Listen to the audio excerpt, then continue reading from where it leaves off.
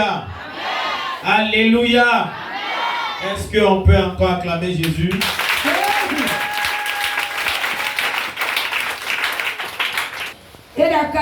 De bien terminer l'année. Amen. Amen. Amen. Amen. Que les chants se tiennent debout. Ne vous pas de vous asseoir. Amen. Amen. Écoutez bien. Je vais commencer mon message ce matin par une triste nouvelle.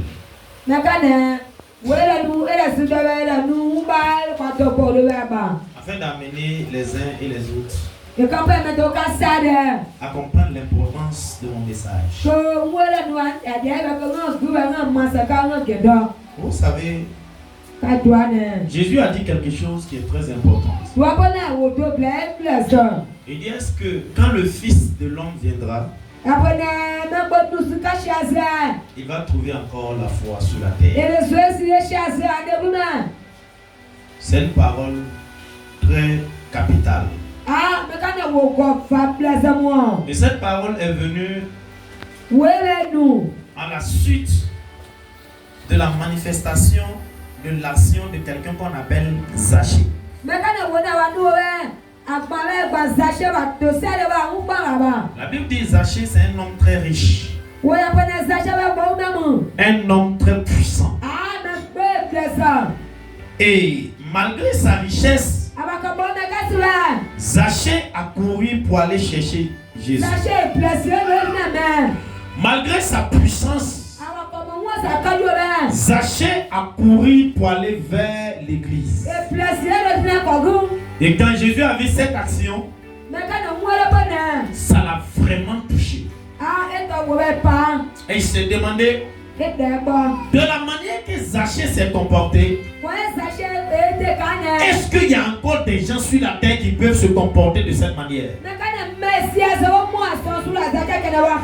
Parce que l'apôtre Paul a déclaré que dans les derniers temps, les gens seront mauvais,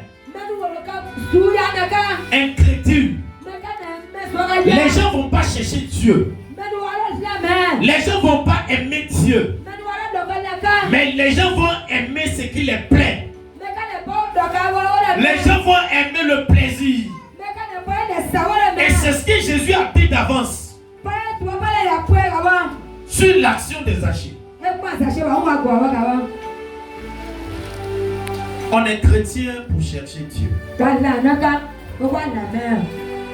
Si on était chrétien pour faire le malin, si on était chrétien pour se réjouir,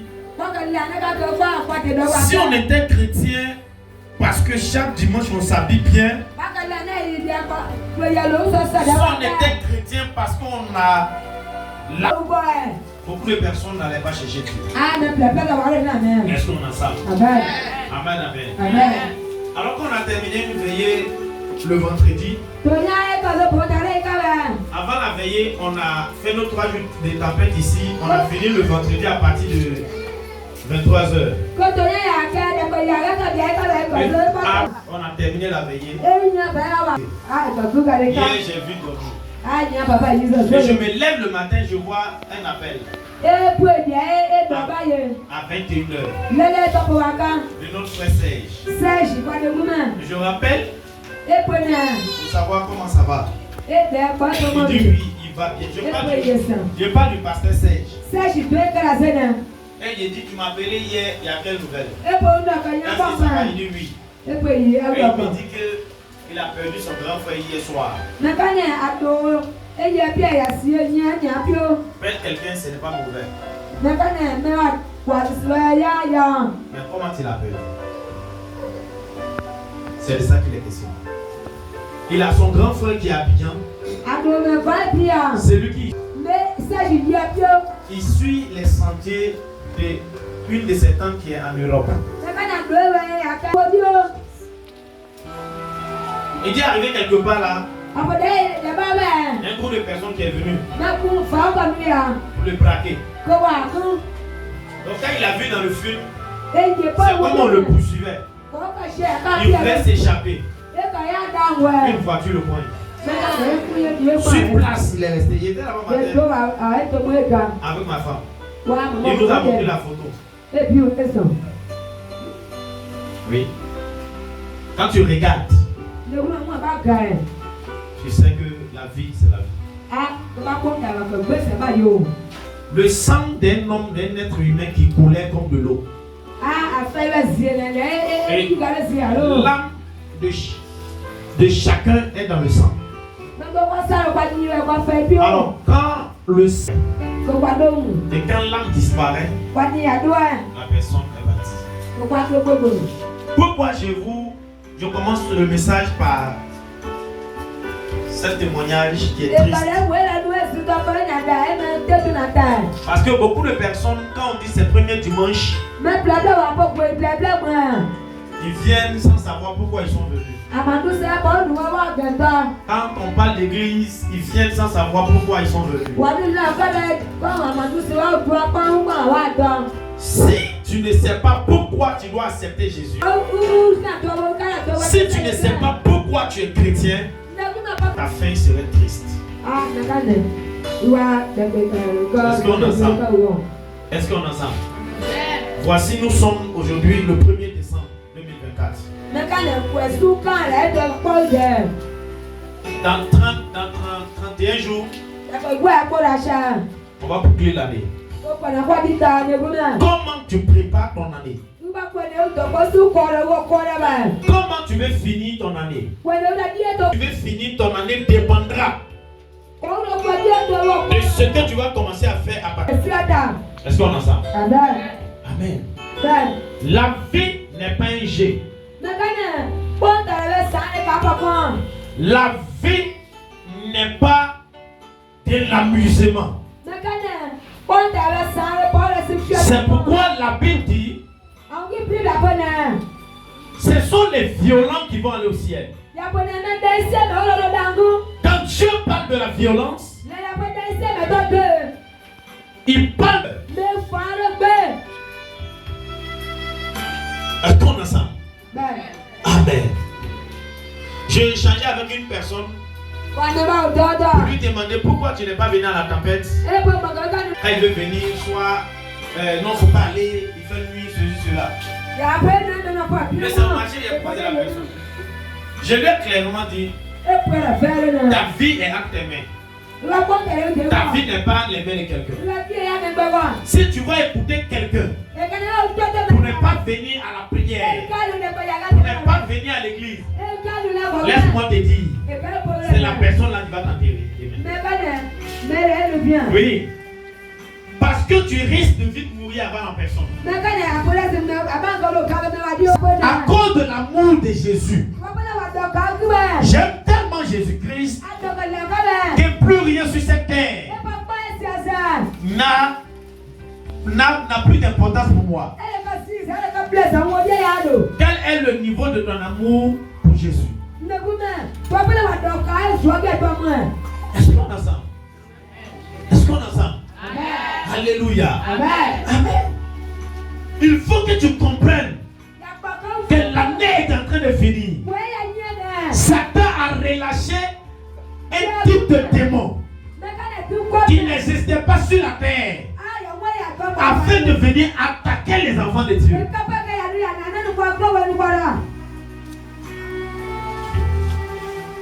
Est-ce qu'on est ensemble? Le gars sortait ce matin, il n'a pas dit à sa femme adieu. Il n'a pas dit à ses enfants au revoir. Non. Certainement même peut-être il a une petite fille. Il crie toujours papa, papa, papa. Lui il partait pour revenir. Puis il est aujourd'hui. Est-ce que tu réfléchis un peu à cela? Est-ce qu'on a ça? Amen. Amen. Amen. Toi tu t'en fous du Seigneur. Tu t'en fous de Jésus. Les actions de Dieu ne te disent absolument rien. Est-ce qu'on a ça? Amen. Amen. Amen. Il faut que tu comprennes tu as besoin de Jésus, que rien sur cette terre assume Jésus. Rien.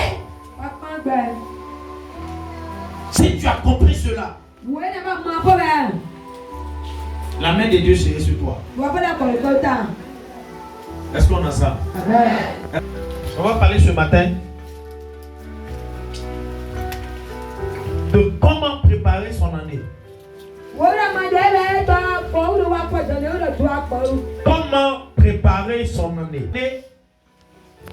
en étant reconnaissant. On prépare l'année en étant reconnaissant à Dieu pour ce qu'il a fait pour nous.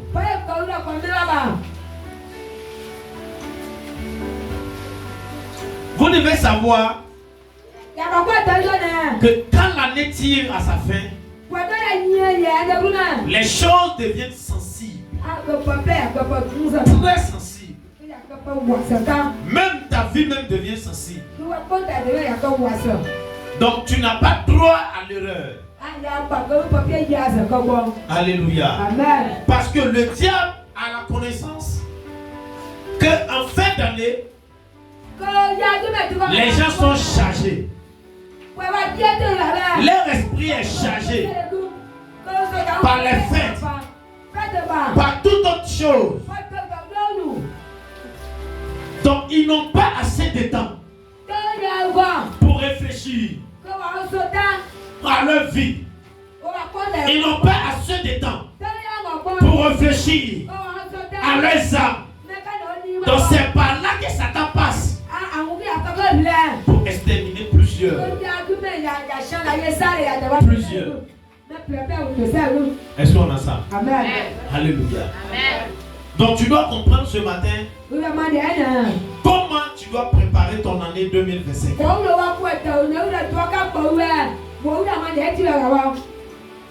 On va prendre 1 Roi chapitre 17 à partir du verset 7.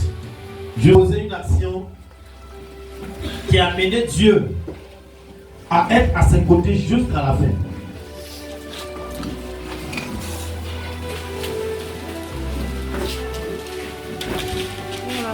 La parole de Dieu.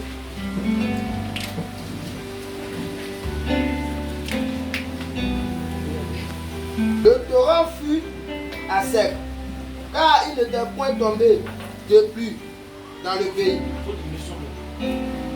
Alors la parole de l'Éternel lui fut adressée en ces mots. Lève-toi, va à Sarepta. Va à Sarepta. À Sarepta, qui appartient à Sidon, et demeure là. Voici, il est ordonné à une femme veuve de te nourrir. Verset 10. Il se leva et il alla à Sarepta. Comme il arrivait à l'entrée de la ville, voici, il y avait là une femme veuve. Il trouve une femme selon que Dieu lui a dit. Il ramassa du bois. Il l'appela et dit, va me chercher. Je te prie un peu d'eau. Je te prie un peu d'eau dans un vase afin que je boive. Elle alla en chercher. Il l'appela de nouveau et dit, apporte-moi, je te prie, un morceau de pain dans ta main. Et elle répondit, l'Éternel ton Dieu est vivant. Je n'ai rien de cuit. Je n'ai rien qu'une poignée de farine. Dans un pot. Et un peu d'huile dans une cruche. Et voici, je ramasse 2 morceaux de bois. Puis je rentrerai et je préparerai cela pour moi et pour mon fils. Nous mangerons après quoi nous mourrons. Élie lui dit, ne crains point. Entre faire comme tu as dit. Seulement prépare-moi d'abord avec gâteau et me l'apporterai. Tu en feras ensuite pour toi et pour ton fils. Car ainsi parle l'Éternel. La farine qui est dans le pot ne manquera point, et l'huile qui est dans la cruche ne diminuera point, jusqu'au jour où l'Éternel fera tomber de la pluie sur la face du sol. Elle alla. Et selon la parole d'Élie, elle eut de quoi manger, elle et sa famille, aussi bien qu'Élie. La farine qui était dans le pot ne manqua point, et l'huile qui était dans la cruche ne diminua point, selon la parole de l'Éternel, que l'Éternel avait adressée à Élie. Acclamez le Seigneur. Amen. Nous sommes présents ici. Je vous dis bonne arrivée dans la maison du Seigneur.